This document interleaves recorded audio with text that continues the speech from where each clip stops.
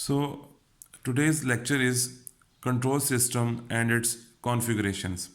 So, before I formally start my lecture, I would like you people to invite my channel, that is Talim Sabke Liye. Control system is nowadays in modern society. It's an integral part, and it has numerous application in various fields. Uh, on terms of different fields, I can segregate those applications, and few of them I can mention here as well. So I can segregate the applications in terms of military oblique aerospace applications, like rockets, missiles, space shuttles,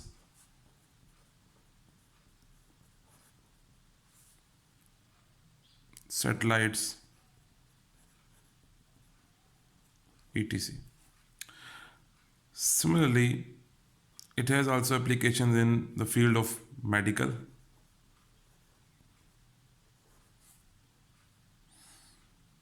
You have mm, uh, cardiac assist device, and you may also know its name, formerly name, that is pacer. You can also you may also know the application that is anesthesia delivery.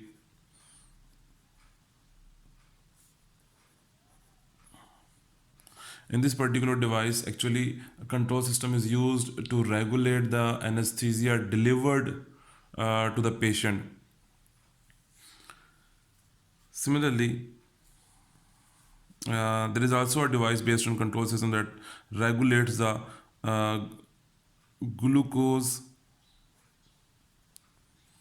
level in blood. So these are the few of them I have mentioned here. Further, its applications also available in industrial automation. You have seen uh, conveyor belt. In conveyor belt, uh, it actually moves at a particular regulated speed. So even you put some load on it, or even you remove the load from it, it will move in the same at the same speed. So it has been regulated to the same speed. So conveyor belt is an example. Similarly, it can be a temperature control in some plants. You have level control in some filling, like filling the bottles of 250 ml, 500 ml, 1000 ml. There's a level control there. After industrial automation, it has also numerous applications in the field of robotics. And in robotics, you know about the unmanned aerial vehicle, like the drone unmanned aerial vehicles. You have underwater vehicles.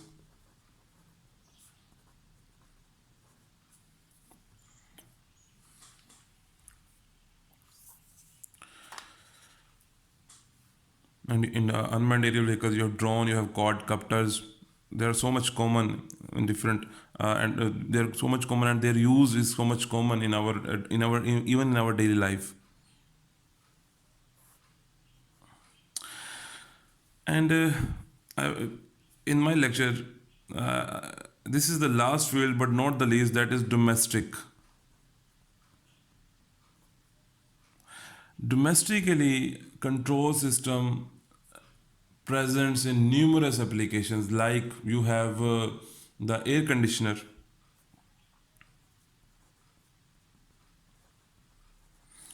that we normally use in the summer season.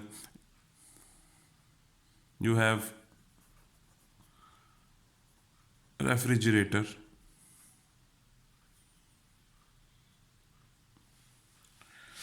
So these are few of the applications in different fields. So now I would like to go into the depth, or I may say that I would like to actually briefly define the control system. So now, what is control system?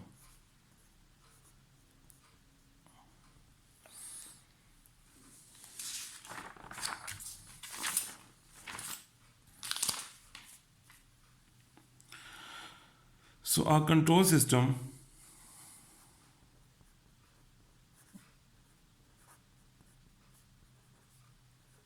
consists of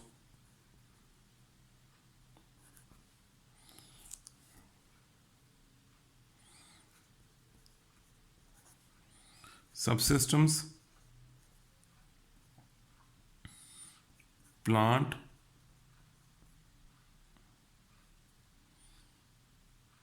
assembled,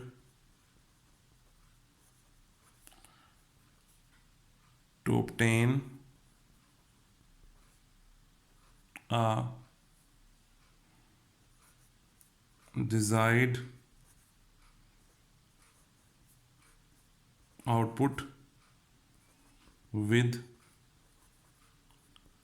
desired performance.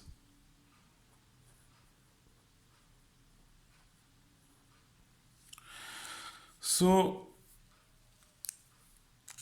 to understand this definition, there are few terms that are used in the definition. So, I would like to first tell you those terms. So, first term is your subsystems. Second term is plant. Third term is desired output. And fourth term is desired performance.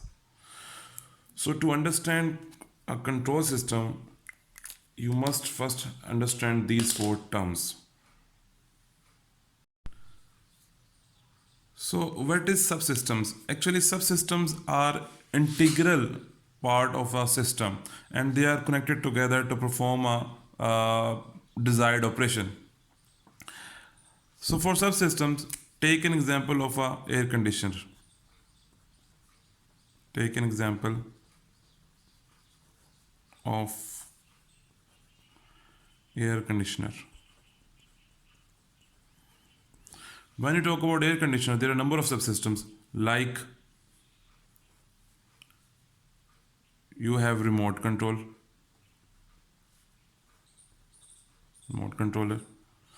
and now this remote controller is used to actually set the temperature of the room, and you give your command through this remote controller. So this is a subsystem. Now when you give the command, the information is transferred through an infrared. So infrared transmitter receiver is another subsystem. Your compressor is also another subsystem, and its purpose is to inject the cool air in the room and exits the hot air. Similarly, temperature sensor is there to measure the temperature, and so that a comparison can be done between the desired temperature and the actual temperature. So these are the subsystems. So in case of AC, these subsystems are connected together in a way to get the temperature of the room at a particular level. So these are subsystems. So when you talk about the second term, that is plant.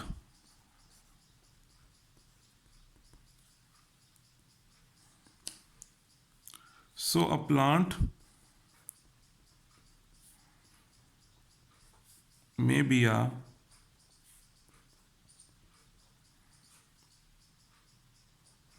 piece of equipment,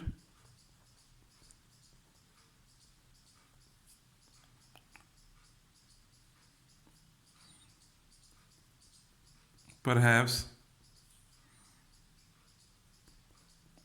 just a set of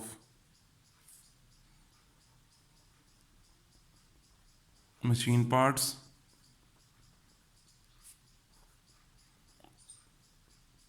functioning together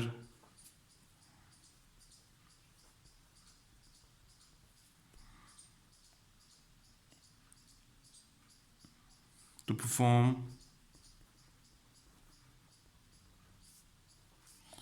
a particular operation.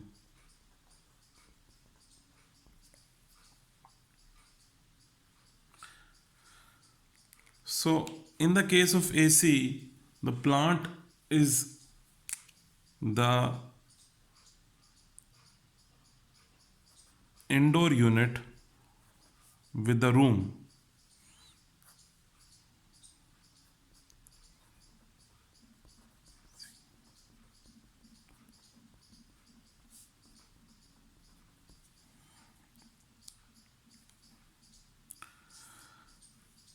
So, the third term that I must tell you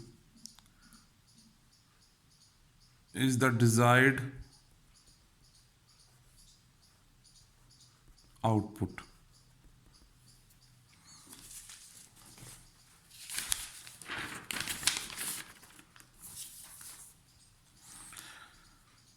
So, the input to any control system is the desired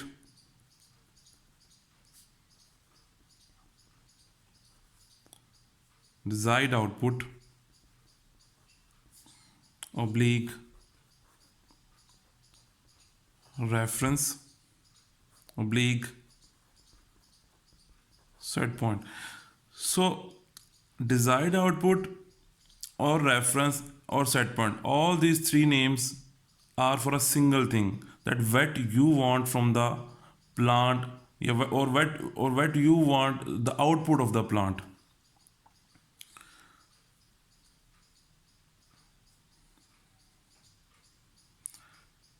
And the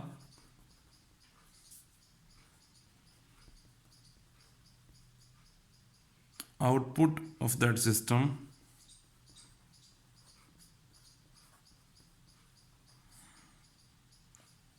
is the actual output.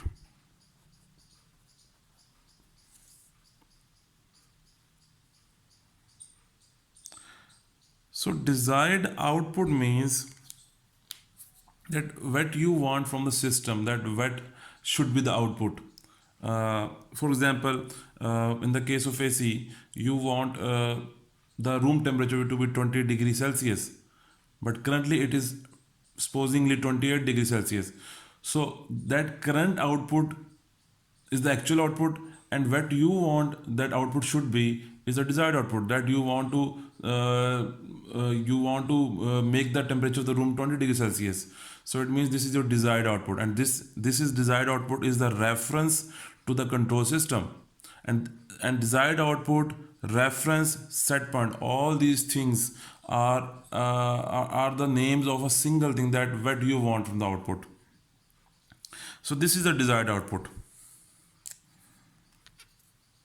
Last term that is that includes in the control system definition is the desired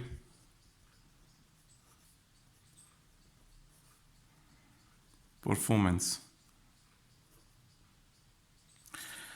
So being control system engineer, to get a desired output of a particular system is not enough. You must have to get the desired output, or the system must have to give you the desired output with desired performance as well. So when you talk about desired performance, two important parameters that includes in the performance criteria of a control system. The first parameter is called transient performance,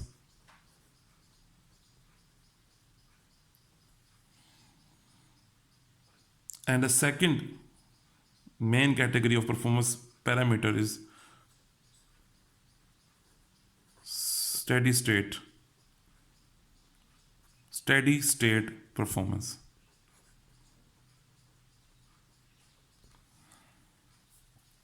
So first, what is the difference between the transient and the steady state performance? Transient means when the output, when you first give the reference or the desired output to the control system, and the output starts changing and it is moving towards the desired one. So what is the behavior, how your output is changing, whether it is too fast, too slow, or something else. So the transient means when the output is changing, so that period is called transient. So in that particular period, what is the behavior of your output when the output is changing is called transient response. So on that basis, there are a number of parameters that include in the transient response. I will not go into the detail of those parameters, but I will I will write few of them, like you have rise time,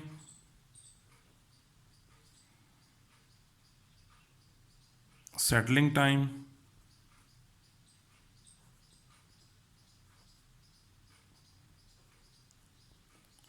peak time, and percentage overshoot. So under the transient performance parameter, there are further number of parameters which include rise time, settling time, peak time, and percentage overshoot. However, in the steady state performance, so what is steady state? Steady state means when the output reaches the steady state. Means, for example, in the case of AC, the output starts decreasing when you set the temperature of the room at 20 degrees Celsius, but from 28 degrees Celsius it starts coming down, and at 20 degrees Celsius, or 19 degrees Celsius, or 18 degrees Celsius, or 21 degrees Celsius, it settles. Means now the output is not changing, or even if it's changing, it is changing to a very small extent. So that particular time, that particular from that period where the output is now approximately constant or steady, that response at that time, that is called steady state response, and that is called steady state performance. So under steady state performance, the parameter that comes, that we have to evaluate, is called steady state error. So this means that at the time when the output reaches the steady state, at that time the difference between the desired output and the current or the actual output at that time is called steady state error.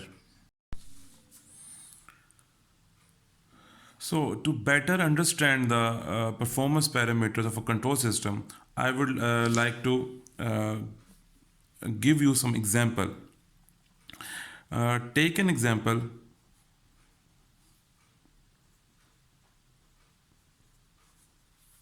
Take an example of elevator.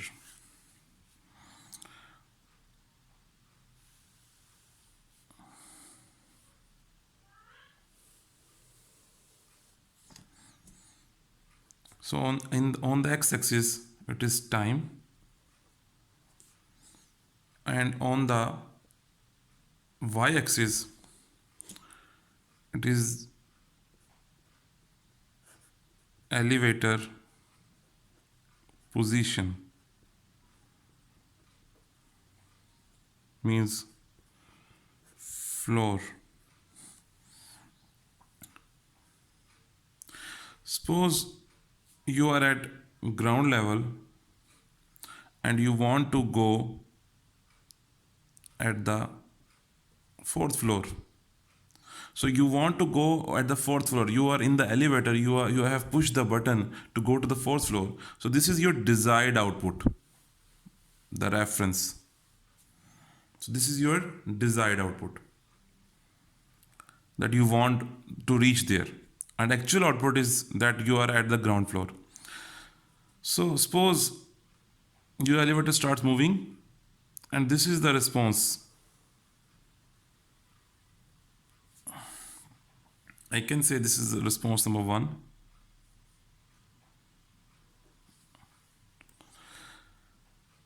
So here, when the output is changing, this is called your transient response. And when your output is constant, so this is called your steady state response. So now, if you see this response, this is, I may say, this is, I think so, this is a too fast response. So just feel it that you are in the elevator and you want to go to the fourth floor and just push the button and elevator just start jumping, or it just shoots toward the fourth floor, and now the passenger in the elevator may be afraid, and it may be in an uncomfortable zone. So it means the comfort level of the passenger is compromised, as it is too fast response. Similarly, if I draw another response like this,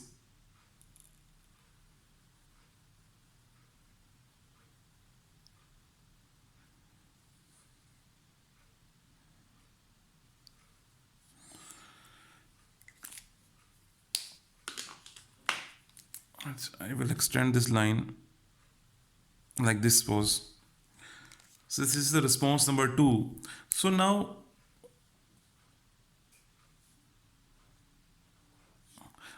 you can see that this type of response is too slow.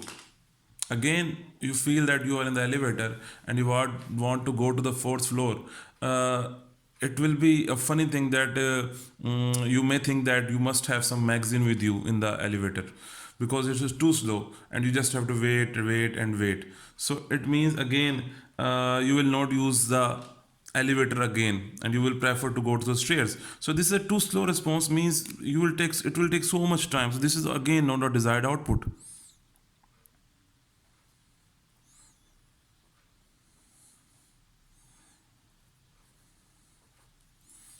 Too much slow. Let's draw another response.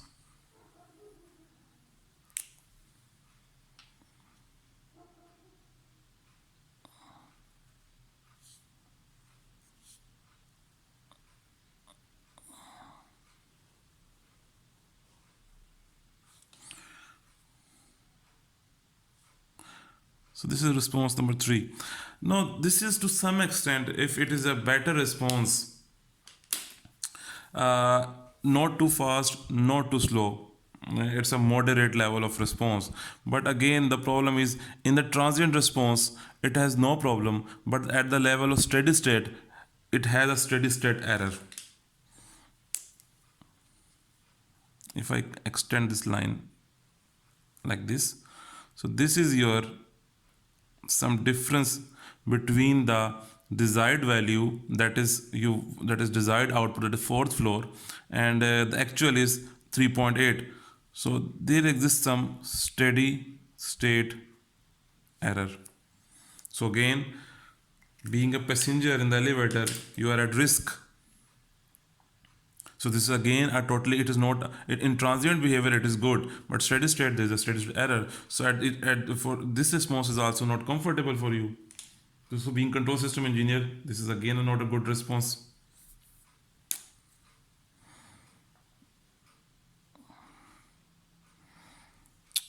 Now I can draw one more response. This is fourth one. So I think being control system engineer, I will prefer this response, and maybe I will be happy that I have got the desired output, but with also desired performance as well, because it is not again too fast and not too slow. It is some a moderate level, and and at the steady state time it also has not any steady state error. So being control system engineer, maybe and I'm sure it will be the 100% desired response that is required for designing a elevator. So in this way, I hope you will clear that what is about what when you talk about desired performance, what is meant by it.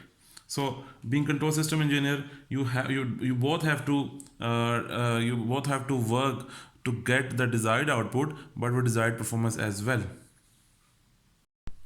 So now I will tell you about the configurations of the control system.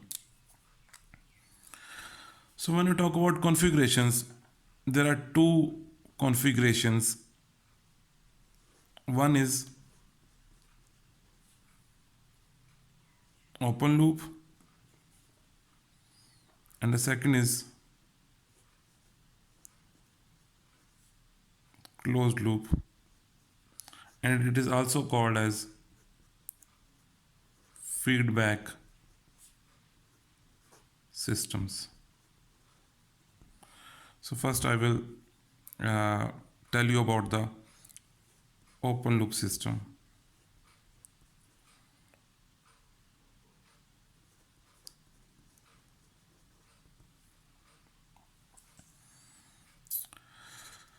I will explain you this open loop system through the diagram.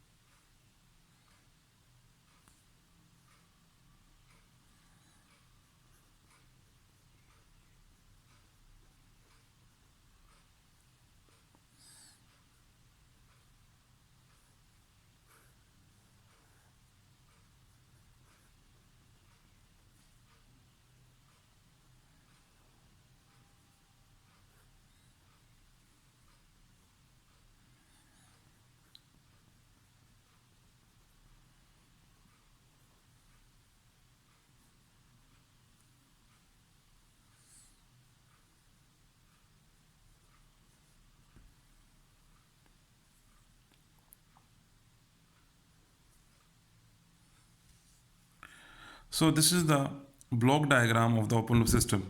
So first of all, initially, this is your desired output, what you want from the system, that you give you the reference to the control system.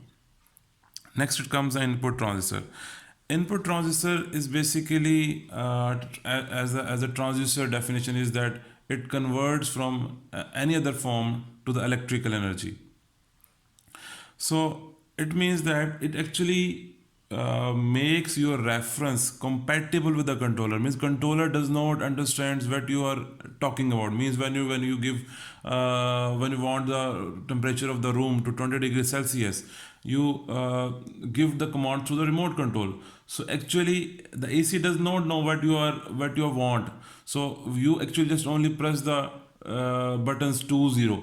So it means 20. But actually that 20 with that information is transferred to the AC, and that information is now converted in the form of electrical signal that the control system understands, that the controller part understands.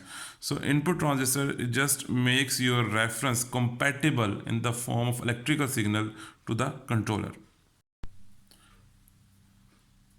So this controller can be any analog electronic circuit, or it can be any digital circuit as well. In analog circuits, it can be some 555 timer based circuit, it can be some transistors, it can be some operational amplifiers, and in the form of digital circuit, it can be any microcontroller, PLC, or FPGA. But the thing is, whatever is here in this block, it is going to drive the plant. That is the main objective.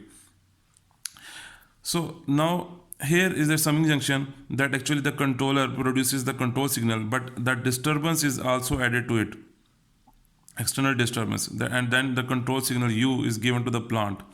And further, at the output of the plant, the disturbance can also be added, and this is the your final output. So when you talk about open loop system, it is very much clear that uh, if the disturbance is added to this control signal, or the disturbance is added to this output, there is no way to estimate the disturbance, or there is no way to actually compensate for that disturbance as well. Take an example of a fan.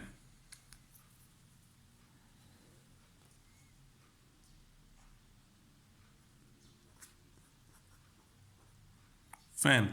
So when you talk about a fan, you actually starts the fan, and just you can control the speed of the fan through the regulator. But if you put some load on it, its speed will be decreased.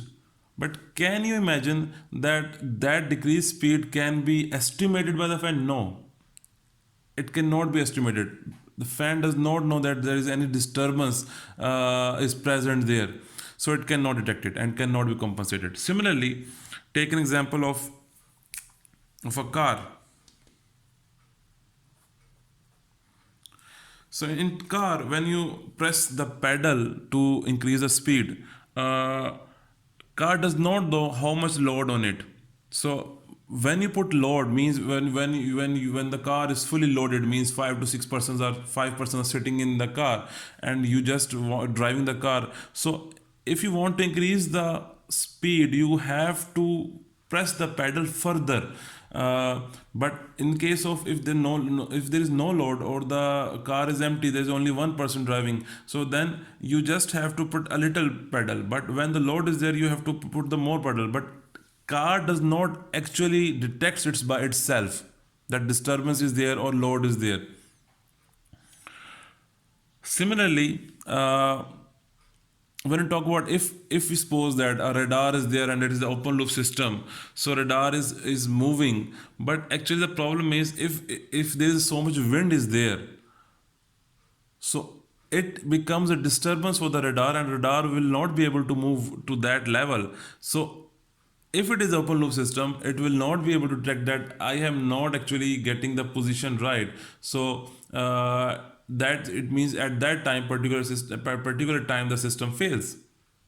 So the main problem of the open loop system is that it cannot detect the disturbance, and it cannot compensate for it. So this is a major drawback of the open loop system. But uh, I will write this thing.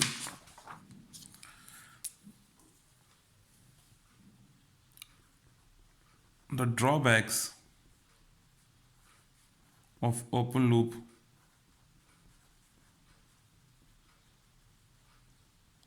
system are: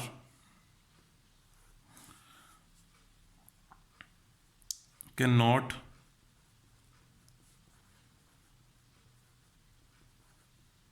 identify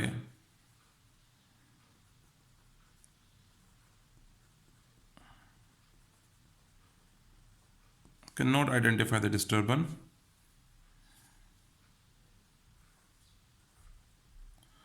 cannot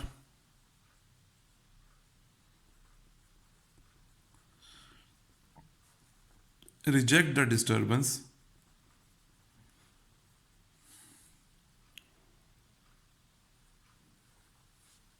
They are more noise sensitive.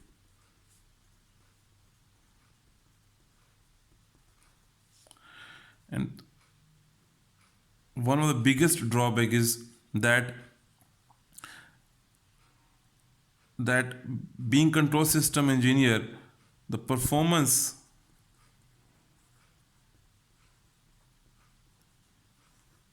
of open loop system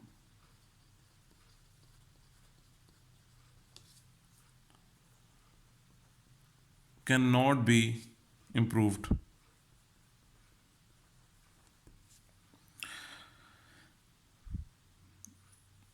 As there are advantages, there are some disadvantages, there are some advantages as well.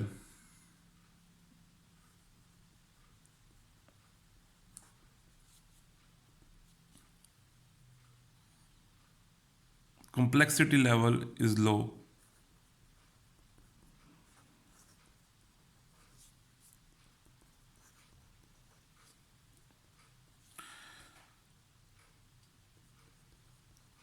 Knowledge requirement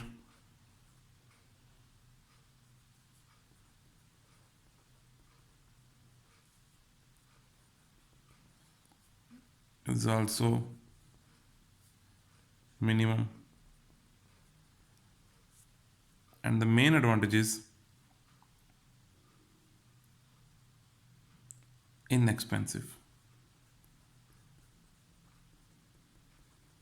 or I may say this, cheaper. So these are the drawbacks or the advantages of the open loop control system.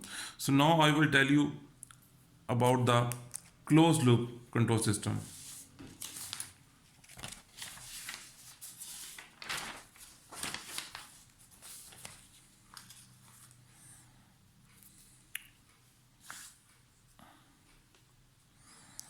So closed loop,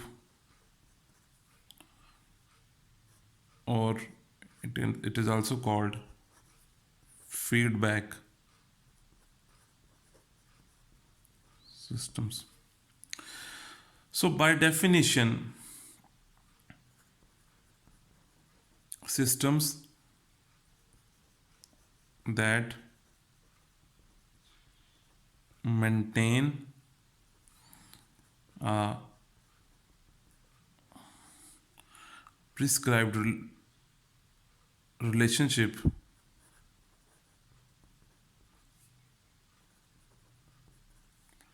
between the output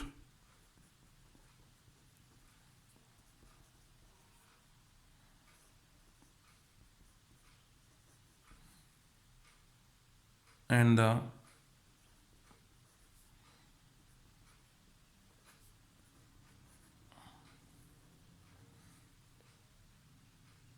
reference input by comparing them and using the difference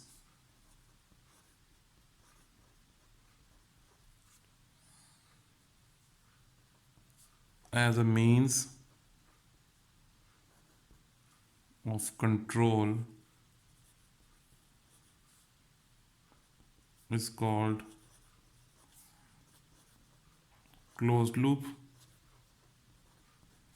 or feedback systems. So when we talk about the diagram of the closed loop system, this is the reference. I first draw the diagram.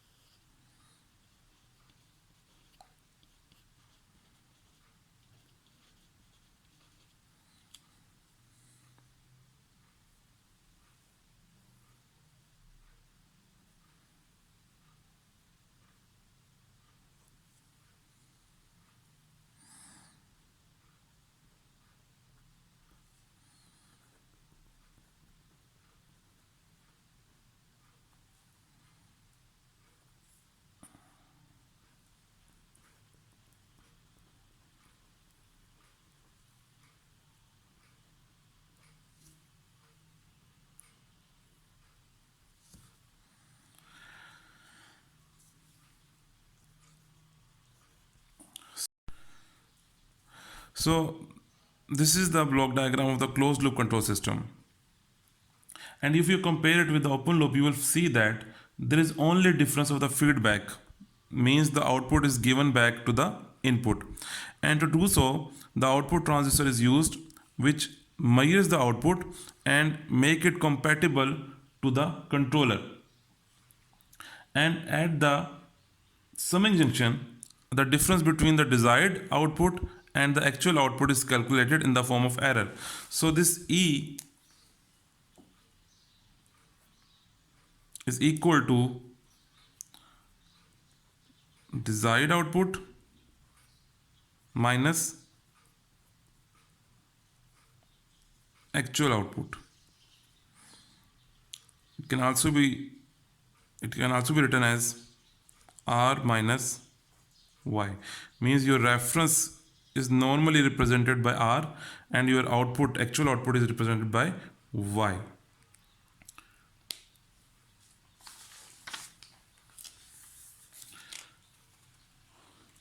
And now when you apply the error to the controller, now controller calculates your control signal U on the basis of this error.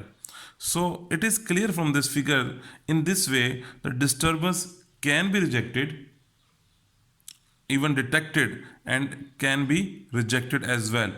So I will further explain you this closed loop control system with some example. So to further explain the closed loop control system, take the example of a speed control of DC motor. So if you want to control the speed of DC motor, the following closed loop system will be used. The keypad is used as input transistor, as from the keypad you will be giving the command, the required speed or desired speed that you want for the motor. Then this controller section comes. In controller, I have mentioned the microcontroller, means I'm using, supposingly that I'm using a digital circuit at a microcontroller and I'm doing some programming on it. It will give the commanded signal U, which in this case will be the pulse width modulation. And now next is the plant, that is DC motor. This is the output, this is your speed of the motor.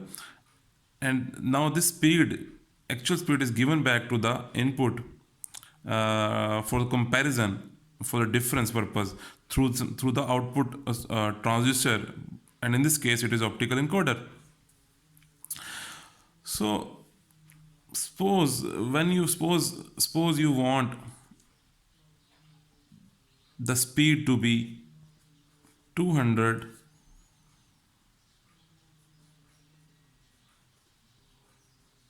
RPM. So this 200 RPM, this command will be converted into compatible form to the microcontroller. Microcontroller reads that you want 200 RPM. It will give the control signal in terms of PWM, means pulse width modulation. And currently the output, means the actual speed at this point, is current Y is 0 RPM. So the error is now 200 minus 0, means 200 RPM. So on this base of error, the microcontroller will generate the duty cycle of the PWM, and it will give maximum duty cycle, means PWM means like this, maximum duty cycle. Suppose like this. This is your T on and this is your T off. So duty cycle means that the time that the pulse has been on divided by its total time period, means duty cycle is equal to T on divided by T on plus T off. So initially the controller will increase the duty cycle and the speed start increasing, and suppose the response is like this.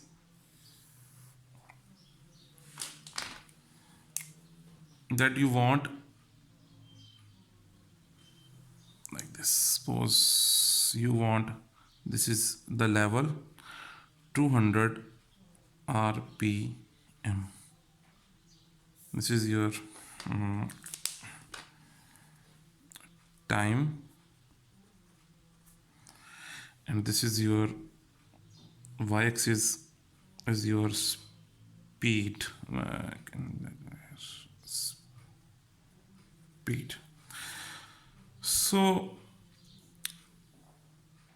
initially error is 200. Microcontroller generates a PWM, and it generates increased duty cycle. It will increase the duty cycle and the motor start moving and speed start increasing. And your response is like this pose. Excellent response. And you're going on this way. Means your transient response is excellent, your steady state response is excellent, there's no steady state error. But suddenly you put load at a particular point on the DC motor. Means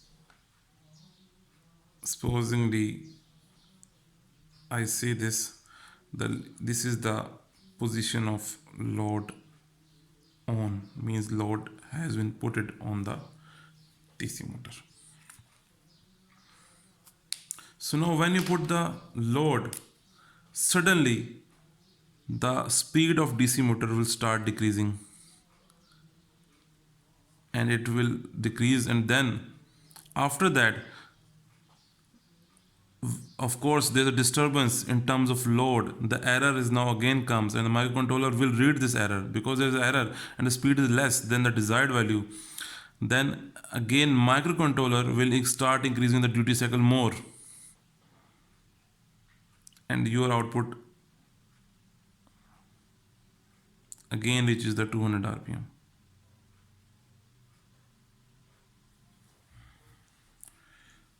So now your motor has been again regulated at a 200 rpm.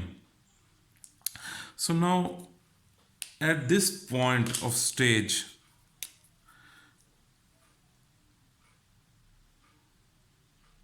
suppose at this point of stage,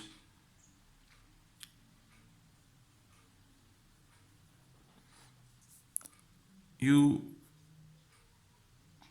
put the load off, means now load at this point is not present. Now what happens?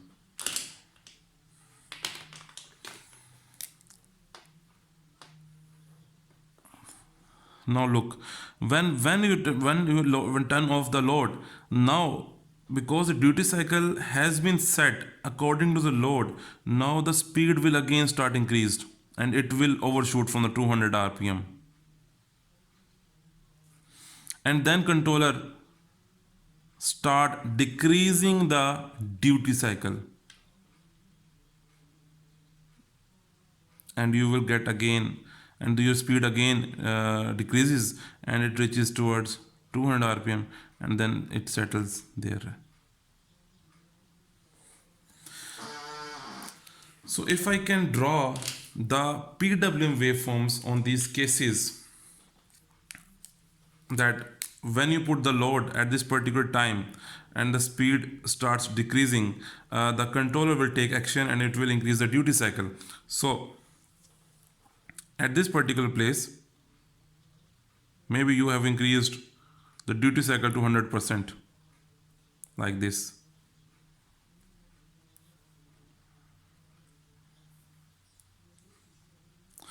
But at that point, when you turn the load off or you put the load off, the speed starts increasing and it overshoots from the 200 rpm, and at that particular place the microcontroller automatically feel that the speed is now over than the desired speed. It will start decreasing the PWM, and I can draw it like this, that now it will decreasing the duty cycle. Now there is some on time and some off time, means the duty cycle has been decreased now. In the previous case it was In the previous case, it was 100%. Now you can see from this figure that the duty cycle is now decreased from the above case, and the controller will take action accordingly. As you can see that when the load is turned on, the speed is decreased, and the controller will automatically increase the duty cycle of the PWM. And suddenly, when you put off the load, the speed start jumps, or speed overshoots the desired value. Then the controller will reduces the duty cycle. So I hope you will be clear about the closed loop control system and what are the differences between the closed loop and open loop control system. Now I will write some briefly. I will write some advantages of the closed loop control system. So advantages of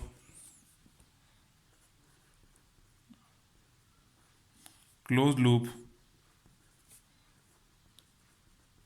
control system. Number one, identification of disturbances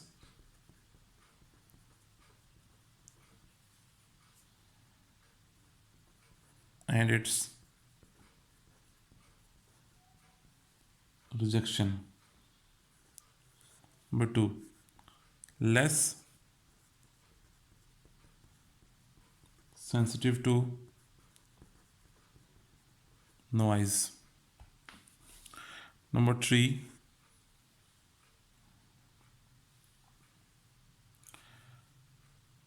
that that this is a major advantage, that the transient and steady state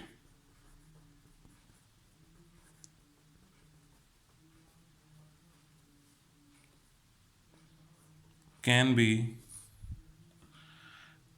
controlled or improved. Uh, so that's all. I hope you have understand this lecture, and but before I go, I again request you people to like and subscribe my channel, that is Talim Sabke Liye.